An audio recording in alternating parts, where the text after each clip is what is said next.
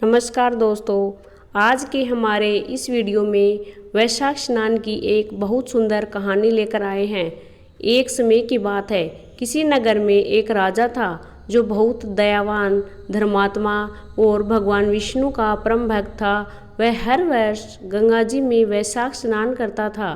एक समय जब वैशाख मास आया, तब राजा ने निश्चय किया कि मैं इस नगर का राजा हूँ, मुझे पूर्ण अधिकार है कि मैं सबसे पहले गंगा जी में स्नान करूं। उसने सारे नगर में ढिंढोरा पिटवा दिया कि गंगा जी में सबसे पहले वह ही स्नान करेगा और बाद में सब। यदि कोई भी पुरुष उससे पहले स्नान करेगा तो वह उसे अपना आधा राज्य दे देगा। यदि कोई भी महिला उससे पहले स्नान करेगी तो वह उससे विवाह कर लेगा। ऐसा कहकर राजा ने गंगा जी के घाट पर पहरा खड़ा करवा दिया। पहरेदार सारी सारी रात गंगा जी पर पहरा देते और राजा सुबह सुबह सबसे पहले घाट पर आता और स्नान करता, परंतु उसे घाट गीला मिलता था और पानी हिलता हुआ दिखता था। राजा ने घाट पर पहरा खड़ा करवा दिया, परंतु रोज का यही नियम था, क्योंकि घाट के किनारे पेड़ पर एक बंदरिया रहती थी जो रोज सुबह सबसे पहले गंगा जी में स्नान करती थी। अपने पिछले जन्म की कुकर्मों से उसे बंदरिया का जन्म मिला था और उसे अपना पिछला जन्म याद था। वो भगवान विष्णु की भक्त थी, इसलिए वैशाख स्नान करती थी। देखते ही देखते वैशाख मास समाप्त होने को आया। एक दिन एक पहरेदार ने बंदरिया को स्नान करते हुए निकलते हुए देख लिया और उसे पकड़ लिया। राजा के आने पर उसे बताया कि यह आपसे पहले यहाँ स्नान करती है। बंदरिया को देख राजा को आश्चर्य हुआ।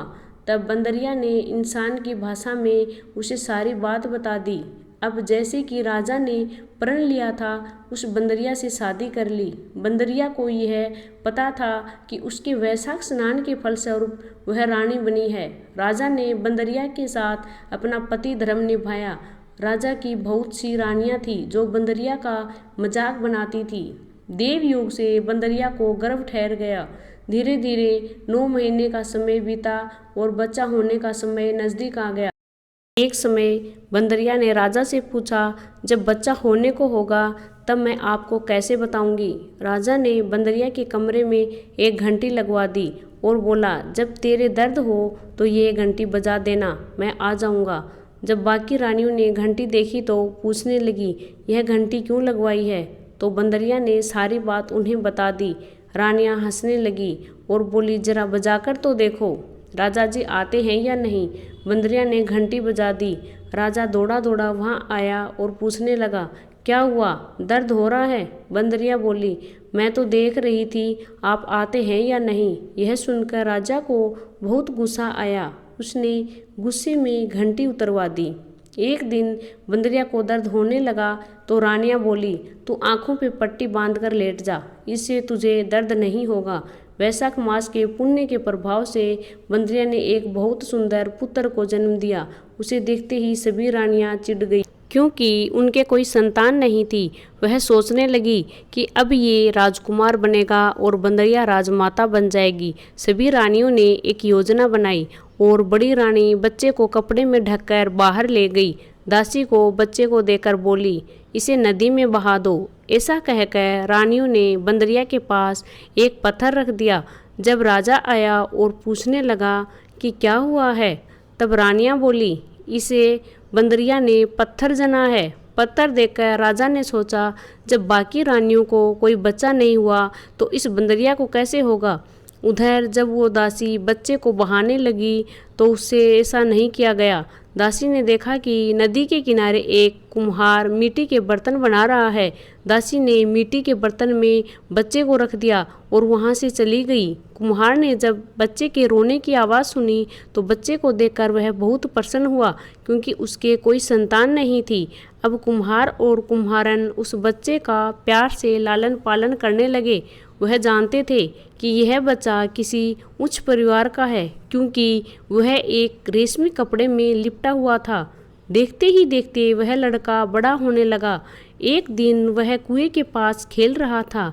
संयोगवश वही दासी कुएं के पास आई और अपनी सहेली से बात करने लगी। बातों बातों में उसने बंदरिया के बेटा होने की सारी बात बताई और यह भी कहा कि उसने बच्चे को कुम्हार के बर्तन में रख दिया था। लड़के ने सारी बात सुन ली और जाकर कुम्हार को सारी बात बता दी। यह सुनकर कुम्हार बोला, इसका मतलब तुम राजा के पुत्र हो और बंदरिया तुम्हारी माता है, परंतु यदि हम यह बात राजा को कहेंगे तो रानियां हमें झूठा साबित कर देंगी। तब वह बालक बोला, आप मेरे लिए मिट्टी के हाथी घोड़े बना दो। बालक अपनी मिट्टी के खिलौने कुएं के पास लेकर बैठ गया।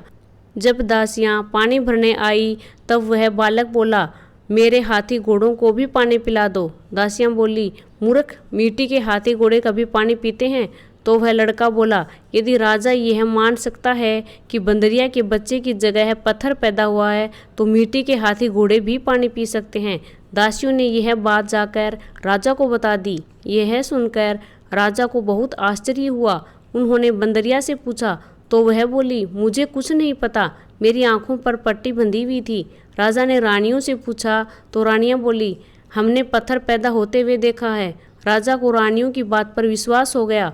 राजा ने कुम्हार और उसके बेटे को देश निकाला दे दिया। अब वह जंगल में अपनी झोपड़ी बनाकर रहने लगे। एक दिन योजना बनाकर वह लड़का मिट्टी के घड़े में पानी भरकर और पेड़ के नीचे आग जलाकर पीपल के पेड़ पर चढ़कर बैठ गया।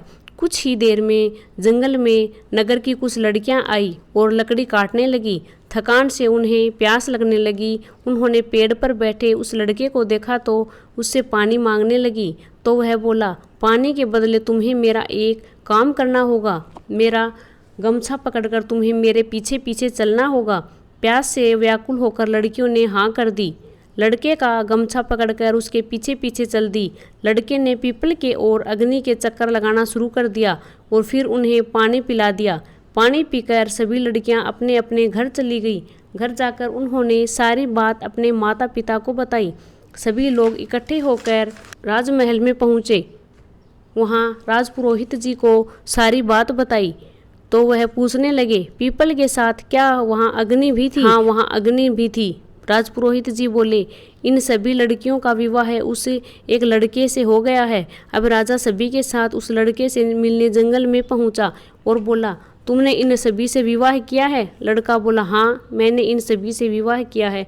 अब तुम्हें इन सभी को अपने साथ रखना होगा। लड़का बोला, मैं तो जंगल में यहाँ वहाँ घूमता हूँ, मेरे पास तो घर भी नहीं है, इन्हें कहाँ रखूँगा? तब राजा ने लड़के से कहा, तुम हमारे साथ नगर में चलो, मैं तुम्हारे लिए घर बनवाऊंगा जहाँ तुम इनके साथ रह सकते हो।